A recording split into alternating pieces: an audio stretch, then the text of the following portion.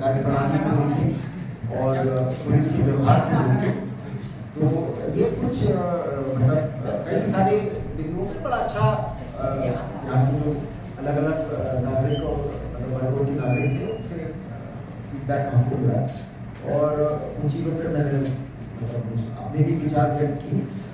मुख्य रूप से जो 3-4 हमारे बिंदु थे वो ये थे, तो ट्रैफिक पे हमें सिर्फ हमारे मैदानी जनपदों में ही नहीं बल्कि पर्वतीय जनपदों में भी मुझे लगता है युद्ध स्तर पर कार्रवाई करने की जरूरत है, क्योंकि जिस तरह से पिछले 10-15 साल में ट्रैफिक का दबाव हमारे सारे पर्वतीय जनपदों में भी बढ़ा है।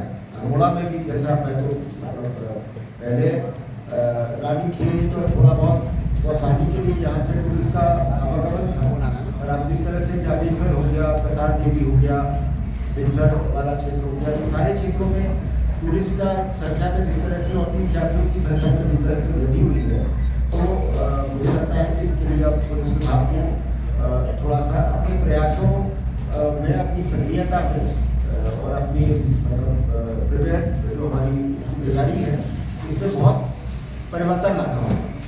और इसमें सबसे पहले तो यही है कि एक तो जगह जगह पे पार्किंग की व्यवस्था है। मुझे लगता है कि आगे सिर्फ सड़क किनारे पार्किंग से इवन पहाड़ के छोटे छोटे कस्बों में काम नहीं चलेगा। जिस तरह से जाहिर सी बात है कि लोकल खुशहाली भी आई है, जिन घरों में पहले 1 या 2 स्कूटर या मोटरसाइकिल हुआ करते थे, वो कई घरों में अच्छा भी लगता है देखिए, उन घरों में 2-2 गाड़ियाँ हैं, तो लेकिन उस हिसाब से हम लोग खासतौर से पर्वतीय क्षेत्रों में पार्किंग की व्यवस्था नहीं दे पाए। तो एक तो यही कहा गया है कि जो टूरिज्म के लिहाज से या वैसे व्यवसाय के लिहाज से आपके जनपद में भी जो एक स्थल है, एक कस्बे हैं, सभी जगह पुलिस प्रशासन के सहयोग से युद्ध स्तर पर पार्किंग स्थल चिन्हित कर दिया और वहाँ पे मल्टी लेवल पार्किंग बनाने के लिए कार्रवाई की जाए। अब इसमें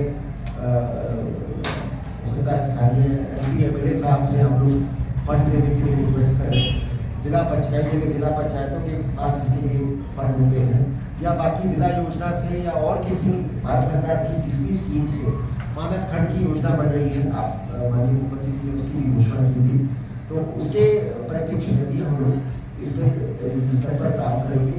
और जहाँ जहाँ देखिए और कुछ थोड़ी सी प्रतिक्रिया उन्होंने व्यक्त की, साथ कई जगह चालान करती रहती है पुलिस, उससे नागरिकों को बड़ी मतलब नाराजगी है, गुस्सा है, तो उसमें भी मैं कहना चाहूँगा कि देखिए हमारा इसमें नागरिकों को तर्क करने का ध्येय नहीं है, लेकिन जो आपके जनपद में उतनी खराब स्थिति नहीं है, लेकिन खासतौर से मैदान के जनपदों में जो एक्सीडेंट्स में घायलों की और मृतकों की संख्या की स्थिति है, वो मर्डर से कहीं गुना ज़्यादा है। लगभग हमारे प्रदेश में आप समझिए 8 से 10 गुना ज़्यादा लोग रोड एक्सीडेंट्स में मरते हैं कंपेयर टू मर्डर। तो मेरा तो इसमें देखिए मैं समझता हूँ ये पुलिस की मतलब मर्डर से ज़्यादा इंपॉर्टेंट जिम्मेदारी है कि हम एक्सीडेंट्स की रोकथाम, खासतौर से जो एक्सीडेंट्स में हम ये अध्ययन करें कि इतनी की संख्या में मृत लोगों के मतलब मरने का कारण क्या है। कहीं ना कहीं सेफ्टी फीचर्स को इग्नोर किया जा रहा है, हेलमेट नहीं पहन रहे हैं, 2 व्हीलर्स के एक्सीडेंट में कई सारे दिखाया गया, या 4 व्हीलर्स के जो एक्सीडेंट्स होते हैं उसमें पाई जाती है सीट बेल्ट नहीं पहन रहे, और जबकि अब तो रियर सीट पे भी सीट बेल्ट सभी गाड़ियों में उपलब्ध है। मैं खुद भी जब लंबे सफर में ठीक है जब देहरादून में अपने घर से ऑफिस जाता हूँ, छोटा सा रास्ते में, तो वैसे भी ट्रैफिक इतना उसमें हैवी फ्लो रहता है, तो गाड़ी 30-25 से ज़्यादा की स्पीड पर चलती नहीं होती।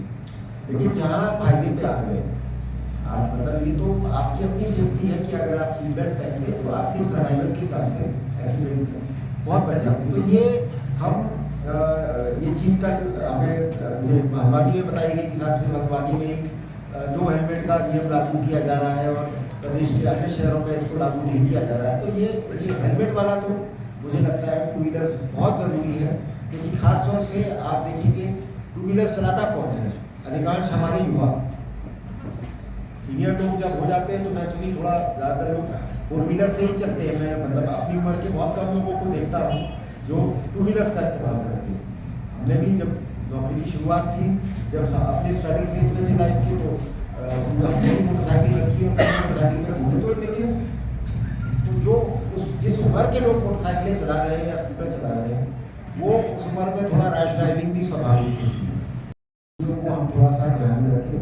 तो ये हमारा एनफोर्समेंट का काम भी चलेगा और हम सीसीटीवी की कवरेज भी बढ़ाएंगे। ये भी मैंने कहा है, क्योंकि अब जैसे जैसे सड़कों का नेटवर्क बढ़ा है पर्वतीय क्षेत्रों में, तो निश्चित रूप से यहाँ चोरी चकारी की घटनाएं भी बढ़ी। कुछ बाहर के लोग कर रहे हैं, कुछ मेरा मानना है स्थानीय लड़के भी जो नशे की लत हो गई है या किसी अपने कारण से क्राइम में पड़ गए हैं, वो लोग भी इसको इस प्रकार की घटना को अंजाम दे रहे हैं। तो सीसीटीवी कवरेज भी हम अब पर्वतीय क्षेत्रों की सुरक्षा के लिए उसके नेटवर्क को भी हम बढ़ाने के त्वरित रूप से कार्रवाई करेंगे।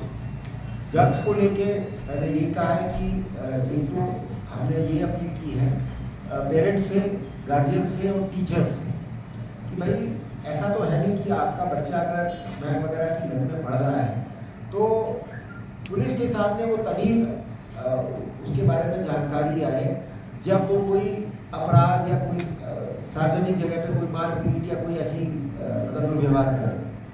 उसके बिहेवियर में जो चेंजेस आते हैं वो तो आपको घर पे उसके क्लासरूम में दिखते हैं। तो हमने उसमें ये भी अपील की है कि अभिभावक से, टीचर से कि अगर आप सही समय में हमें बताएंगे तो हमारी कोशिश ये है कि पहले बच्चों को एज क्रिमिनल ना ट्रीट किया जाए। इनको पहले हम कोशिश करें कि काउंसलिंग के थ्रू, रिहैब सेंटर में इनका दाखिला करा के, डॉक्टर से कंसल्टेशन के थ्रू इनकी पहले लत छुड़ाई जाए। क्योंकि आप भी सहमत होंगे कि अगर हम किसी कम उम्र के किसी टीनेज लड़के को या 20-22 साल की लड़की को चरस या स्मैक में पहली बार बंद करके जेल भेजते हैं तो वो वहाँ से क्रिमिनल बन के ही निकलता है। सर रिहैब सेंटर की दिक्कत है यार? नहीं, वही मैंने यही बात की है। वहाँ सीओ साहब भी थे तो हमने उनसे भी आग्रह किया कि ये हमारे लिए टॉप प्रायोरिटी है कि कम से कम सभी जनपद मुख्यालयों में वो भी वेल फर्निश्ड। हाँ बिल्कुल, एब्सोल्युटली। वही गाड़ी में तो बड़ा वो दिक्कत है ना, वहाँ मारे जा रहे हैं। ये मैं देखिए बिल्कुल मैं यही बता रहा हूँ कि ये बहुत बड़ी हमारे सिस्टम में कमी है कि हम सोच रहे हैं कि इस समस्या का सिर्फ पुलिसिया रवैये से निदान होगा। मैं मतलब आप लोगों के माध्यम से यही कहना चाह रहा हूँ, हम तो अपना काम करेंगे, लेकिन मैं चाहूँगा कि पुलिस अपना एफर्ट जो इस धंधे के पीछे बड़े लोग, जो ड्रग्स की फैक्ट्री कंट्रोल कर रहे हैं, जो इसका डिस्ट्रीब्यूशन कंट्रोल कर रहे हैं, जो बड़े मतलब मछली, उन पर पुलिस काम करे। और ये जो छोटे मतलब जो फर्स्ट टाइम यूजर्स हैं, बच्चे हैं, कॉलेज गोइंग किड्स हैं, इनके साथ हम इनको सुधारने का प्रयास करें। इनके साथ पहले हम कानून और पुलिस का डंडा का इस्तेमाल करें, उनको पहले रिहैब और काउंसलिंग और ट्रीटमेंट का ऑप्शन दें। उस पर नहीं अगर मानते हैं, नहीं सुधरते हैं, फिर भी अपनी लत नहीं छोड़ते, तब फिर ठीक है, फिर तो हमें मजबूरी में जो करना होगा किया जाएगा। लेकिन ड्रग्स के मामले में मैंने अपना ये आया था, विचार रखा। लास्टली जो महिलाओं के खिलाफ अपराध को लेके बहुत चिंता है। अभी बंगाल में घटना हुई, आज से 11 साल पहले निर्भया केस हुआ था जिसने पूरे देश की मतलब मैं समझता हूँ अंतरात्मा को झोड़ के रख दिया था। और ये वाली बंगाल की घटना को लेकर भी पब्लिक में कितना गुस्सा है, कितना रोष प्रकट किया जा रहा है। तो ये हम सब के लिए चिंता की बात है, इस पर हम सबको विचार करना होगा कि अब इसमें क्या करना है। अंकिता हमारे प्रदेश में है। हाँ अंकिता, देखिए अंकिता में मैं अगेन देखिए 2 तरीके की चीज़ें हैं। एक तो यह है कि घटना हुई और उस घटना में कुछ ऐसे तथ्य थे जिसमें समाज के कुछ ऐसे लोग इन्वॉल्व थे जिनको लेके आपको मतलब पब्लिक को गुस्सा हो। और एक कुछ ऐसी घटनाएं होती है जिसमें पब्लिक की नाराजगी इस बात की है कि घटना तो हुई, लेकिन पुलिस ने समय रहते सही से कार्रवाई नहीं की। मैं आप मतलब दोनों में अंदर देखिए, निर्भया केस और अंकिता केस में जो एक मतलब पुलिस के रवैये से मैं कह रहा हूँ कि मुझे नहीं लगता कि दोनों केसेस में पुलिस के पास जब वो मामला आया तो पुलिस ने कार्रवाई करने में थोड़ी सी भी देरी या लापरवाही दिखाई। ठीक है, वो बस में वो उस लड़की के साथ बलात्कार हुआ, उसको फेंक दिया, लेकिन पुलिस के पास जैसे ही वो गए, वो उसको लेके गए, पुलिस ने तुरंत अस्पताल और 3 दिन के भीतर पुलिस ने सीसीटीवी वगैरह देख के सर्च करके उन लोगों का खुलासा कर दिया। अंकिता वाले केस में मैं ये नहीं कह रहा कि बाकी तो दुखद घटना है बहुत, मतलब उसमें न्याय देना हम उसको अभी तक हमने उन लोगों की बेल नहीं होने दिया। आप ये देखिए लड़की कितने सारे मर्डर के केसेस में भी बेल हो जाती है, तो ये भी लोगों को चीज़ अप्रिशिएट करनी चाहिए। तो उसमें भी हम लोगों ने तुरंत जैसे ही पुलिस के पास आया, हमने 24 घंटे के अंदर लोगों को गिरफ्तार किया 4 या 5 दिन लगे थे हमें वो कैनाल को उसका पानी सुखवा के हमने उसकी बॉडी रिकवर की, सारा हमने एवरेज किया। और तो ये तो हमें सोचना पड़ेगा। अब देखिए, चाहे वो अकेला वाला केस हो, कई सारे केसेस में 90% से अधिक ऐसे केसेस में क्या पाया जा रहा है कि वो बलात्कार या महिला के खिलाफ अपराध करने वाला वो कोई अज्ञात व्यक्ति नहीं होता है, उस महिला का जानने वाला होता है, उसके साथ काम करने वाला, उसका कोई मित्र, उसका कोई, कई केसेस में तो दुबई केसेस में परिवार से जुड़ा हुआ कोई व्यक्ति होता है। तो हमारे घर सुरक्षित नहीं, हमारे स्कूल सुरक्षित नहीं है, जहाँ हमारी बेटियाँ और बहनें काम करती हैं वो जगह सुरक्षित नहीं है। वहाँ पे उनके काम करने वाले लोग, साथ काम करने वाले लोग, उनके प्रति अगर पूरी नजर से देखा कितने सारे स्कूल्स में, सरकारी दफ्तरों में, मेरे अपने पुलिस विभाग में कुछ ऐसे प्रकरण हुए हैं। अभी मैंने कल नैनीताल में हल्द्वानी में जो मीटिंग की थी, मैंने अपनी महिला पुलिस कर्मियों को अलग से बुला के उनसे बात की थी और उसने उनसे ये विषय पूछा भी था कि मैं चाहूँगा कि अब आप लोग काम कर रही हैं, आप लोग हमें फीडबैक दें, सुझाव दें कि पहले तो पुलिस विभाग में आपको सुरक्षित महसूस कराने के लिए हमें क्या क्या करना है। क्योंकि अगर हम पुलिस में कार्यरत ही अपनी बहनों को, अपनी बेटियों को एक अच्छा साफ सुथरा वातावरण नहीं दे सकते काम करने के लिए, तो मैं पब्लिक की रक्षा कहाँ करूँगा। कभी भी जनता के मन में, मीडिया के मन में ये भावना न आने पाए कि अगर कोई पीड़िता गई थी तो उसके साथ एक तो तत्परता से उसकी बात को सुना नहीं गया, संवेदनशीलता के साथ उसके साथ बर्ताव नहीं किया गया और उसको जो भी न्याय, जल्द से जल्द न्याय दिलाने में हमारे स्तर से जो भी कार्रवाई होनी है उसमें किसी की कोई कमी पाए, ये मैं वादा कर सकता हूँ। ये तो देखिए, कोई भी मैं नहीं समझता राम राज्य भी होगा तो भी आपको ये नहीं कह सकता दिल पे हाथ रख के कि बिल्कुल हम 100% इस क्राइम को जीरो कर देंगे। तो जब तक हमारे अपने ही लोगों के बीच में कुछ, मैं कहूँगा, मानसिक विकार है तो महिलाओं के प्रति तो ये अपराध रुकेंगे तो नहीं, लेकिन इसमें जो हम बेस्ट पॉसिबल और सबसे फास्टेस्ट कार्रवाई कर सकते हैं वो उसके लिए मैं सिस्टम्स बना रहा हूँ सारे एसपीज की मदद से और अपनी खासतौर से अपनी महिला पुलिस कर्मियों की मदद से।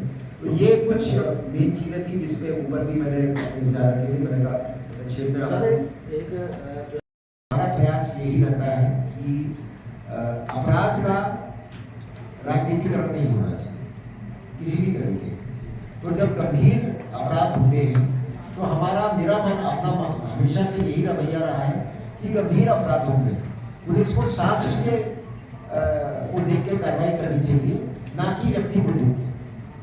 ठीक है, छोटा मोटा झगड़ा फसाद है ना, छोटा मोटा कहीं पे चालान वाला का विषय होगा, आप लोग कई बार मीडिया के लोग पैसा बहाना करने वाला है, देखिए। ठीक है, मैं आप लोग भी जानते हैं, ऐसा नहीं है हमारी पुलिस इतनी ना तो इतनी कठोर है ना इतनी अव्यवहारिक है कि हर केस में कहने के लिए, लेकिन जहाँ पर जघन्य अपराध किया, देखिए ना, ड्रग, जैसे अब ये दोनों जो केसेस हुए थे दाचूला वाले, जब मैं उनकी तय में गया तो दोनों ड्रग संबंधी केसेस। अब अगर एक तरफ आप ही लोगों के बीच से, पब्लिक के बीच से मेरे को कहा जा रहा है कि साहब ड्रग्स की बहुत बड़ी समस्या है डेली के साथ और पुलिस सख्ती नहीं कर रही, और जब हम भारी में अब अगर ये शिकायत है कि झूठा उन लोगों को फंसाया गया, मैं बिल्कुल, मैंने वहाँ पे भी कहा था विधानसभा में, अंदर तो नहीं कहा, लेकिन बाहर जब मिले थे उनसे ये कहा साहब आप देखेंगे अगर वाकई में झूठा फंसाया गया और आपके पास ऐसे कोई साक्ष्य है तो सिद्ध करते हैं कि किसी को झूठा फंसाया गया तो हम उसमें कार्रवाई करेंगे। दो केसेस में तो बदमाशों की मृत्यु भी हो गई, तो मैं तो इसको आज के समय की मांग समझता हूँ कि आज की जो परिस्थितियाँ हैं हमारे प्रदेश में क्राइम की, लॉ एंड ऑर्डर की, उसमें ये भी ज़रूरी है। ठीक है, हमें कानून के दायरे में रहकर काम करना है, लेकिन हमें साथ साथ ये भी संदेश देना है बाहर के अपराधियों को, बाहर के माफिया लोगों को, कि उत्तराखंड को सॉफ्ट टारगेट ना समझें और हमारी पुलिस को, हम मित्र पुलिस अपने नागरिकों के लिए हैं या यहाँ आने वाले जो संभ्रांत पर्यटक हैं और तीर्थयात्री हैं उनके लिए है। बाहर के अपराधियों के लिए, बाहर के माफियाओं के लिए हम कदापि मित्र पुलिस नहीं है। तो ये देखिए, इसको मेरा तो यही आग्रह रहेगा कि जो एनकाउंटर पुलिस ग्रुप किए, दोनों केसेस बड़े जघन्य अपराध थे। एक में एक 70 साल के धर्मगुरु की इस तरह से सुबह सुबह उनकी गुरुद्वारे के बाद हत्या कर दी गई, दूसरे में एक ज्वेलर को दिन दहाड़े जाके डकैती जिस तरह से डाली गई। तो अब अगर ऐसे केसेस में भी हम नरम रुख अपनाएंगे, है ना, कि अरे चलो ठीक है बिल्कुल कानून के दायरे में रह गई हमें, तो फिर देखिए फिर ऐसी घटनाएं बाहर से के अपराधियों का दुस्साहस बढ़ेगा हमारे प्रदेश में, तो इसका कोई मतलब मेरे पास कोई और सिंपल तरीका है नहीं। मैं मतलब आपकी चिंता से देखिए, और जहाँ पर आपको लगता है कि पुलिस ने किसी निर्दोष के ऊपर गोली चलाई या किसी को लालच, किसी से पैसे लेके किसी दो लोगों में आपस में रंजिश है और पुलिस ने एक से पैसे लेके दूसरे पे गोली चला दी या दूसरे को मार दिया, तो वो निश्चित रूप से मेरे लिए भी मतलब बिल्कुल अनएक्सेप्टेबल और अक्षम्य बात होगी, और ऐसी चीज़ों को हम भी नहीं बख्शने वाले। जी, तो लगभग 4000 की तो कमी है हमारे यहाँ, और आप समझिए 15%, ठीक है। तो इसको हम लोग अभी 222 सब इंस्पेक्टर्स की भर्ती चल रही है, जल्दी ही 2000 जवानों की भर्ती आने वाली है, और जैसे ही वो भर्ती खत्म होती है हम फिर से और 2000 की भर्ती शुरू करें। सीओस का भी प्रमोशन भी 1 महीने के भीतर हो जाएगा। एक जिले में ये एक ही है ना, यहाँ पे सीओ है। हाँ, तो हम यहाँ पे जल्द से जल्द कोशिश करेंगे कि एडिशनल एसपी भी यहाँ पे और एक सीओ भी और दिया जाए। एक आप कहते हैं कि जो है अब उत्तर प्रदेश की तर्ज में उत्तराखंड में जो है थानों में जो है फोर्सेज की अतिरिक्त भर्ती होगी, उसका भी कोई प्रपोजल क्या है? जी, मैं वही बताने जा रहा था। हमारे प्रदेश में अभी जो थाने चौकी काम कर रहे हैं सन 60 के मदद से काम कर रहे हैं, जो नियतन है वो सन 60 का नियतन है। 1960 का। 1960। अब वो नियतन भी सटिया गया है। तो मेरा मानना यह है कि अब 64 साल पुराना वो नियतन हो चुका है, तो अब उसको रिटायरमेंट देके अब हमें नया नियतन बनाना चाहिए। और हमारा ये भी प्रयास है कि अगले 3 साल में उत्तराखंड पुलिस हमारे देश की सबसे इको फ्रेंडली पुलिस बने। अब मैं उसका आपको मैं समझाना कि हमारे हर भवन पे सोलर पावर की व्यवस्था हो, और जहाँ जहाँ हम व्यवस्था कर सकते हैं रेन वाटर हार्वेस्टिंग की भी व्यवस्था हो। तो जगह जगह पानी की किल्लत है, आप देखते हैं। अब जैसे हमारे दूर दराज के थाने चौकियाँ हैं, वहाँ डीजल के जेनसेट्स लगे हैं, उस डीजल को लाना ले जाना, वहाँ पहाड़ों में रमणीक स्थानों में वो पोल्यूशन भी होता है उस डीजल के जनरेटर से। तो हम लोग सोलर पावर और इसका अगले 3 साल में लगभग 20 करोड़ रुपए का अभी हमने प्रस्ताव भेजा है शासन में। हाँ, तो हो जाएगा तो ये बहुत बड़ी उपलब्धि होगी। और मतलब तो ये अलग अलग चीज़ों पर एक सर बीएनएस में फॉरेंसिक को लेकर इस पर क्या कहेंगे? जी क्या सॉरी मैंने कहा है कि जो स्टैक पकड़ी जा रही है, जो बाहर से ला गए, लेकिन वो जहाँ से मूल जो है वहाँ तक पुलिस क्यों नहीं पहुँच पाती? नहीं, वही मैं बता रहा हूँ। देखिए उसका कारण ये है, ड्रग्स के जो बड़े बड़े व्यापारी हैं वो उनके तार मतलब प्रदेश के बाहर है, और उनके नेटवर्क कई जगह ऐसा है होता भी है। ये भी पाया गया कि कई बार उन्हें स्थानीय स्तर पर कुछ ना कुछ संरक्षण भी मिला हुआ है। तो कार्टेल है? हाँ, एक्टिव कोई कार्टेल है यहाँ जो आपके ट्रेस हो रहा है? नहीं, देखिए अभी तक का जो पाया गया है स्मैक को लेके सभी का मतलब जिस केस में हमारे पास इन्वेस्टिगेशन है बरेली जनपद और उत्तर प्रदेश की जो हमारे और वहीं से आ रहा है।